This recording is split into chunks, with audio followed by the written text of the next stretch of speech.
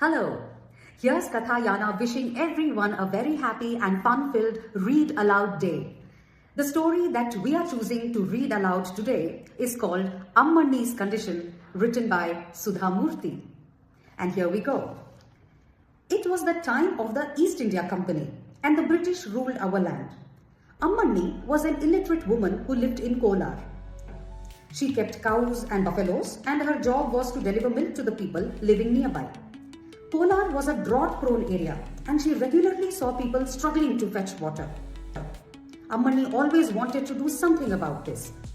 One day, she heard that a British camp was being set up near the village. The middleman, whose name was Ramappa, who knew both English and Kannada, came to the village in search of milk, curd, ghee and butter to supply to the British soldiers in the camp. When the news spread, everybody told the middleman that they wanted to sell to the camp. But Ammani told the middleman, "Ramappa, I will supply milk to the camp only on one condition. I don't want money." Ramappa was surprised. "You mean you want to supply free of cost? Please make good money now. You are guaranteed money. If you miss this, you won't get this opportunity again. Be wise." Ammani said, "Don't get me wrong. I want to sell, but I don't want money every month. It has to be kept with the British officers. You have also just said that they are reliable government people." And so Ammani insisted that she would provide milk to the British only on this condition. So Ramappa left and decided to talk to the British officers about this strange request. The next day, Ramappa told Officer George, "There is a very strange woman in this village. She wants to supply milk and other products, but she does not want to collect money."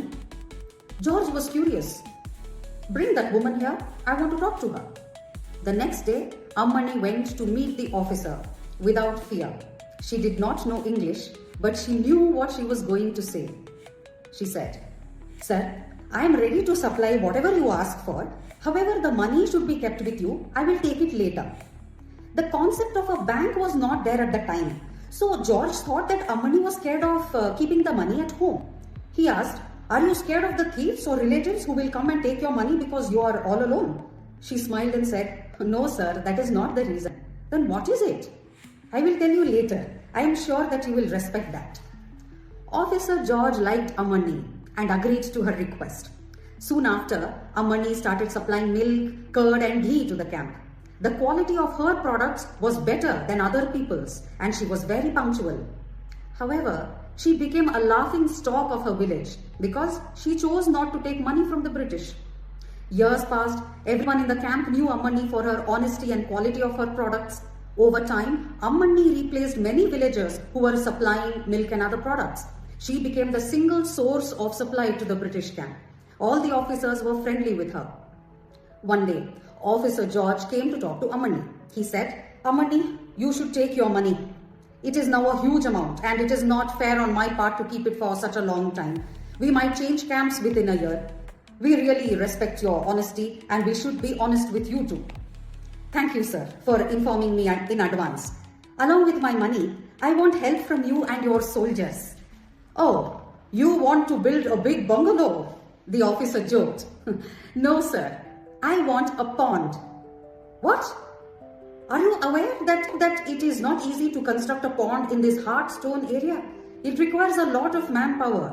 The money itself is not sufficient," said the surprised officer. "Sir, I beg you, that is precisely the reason why I didn't take the money.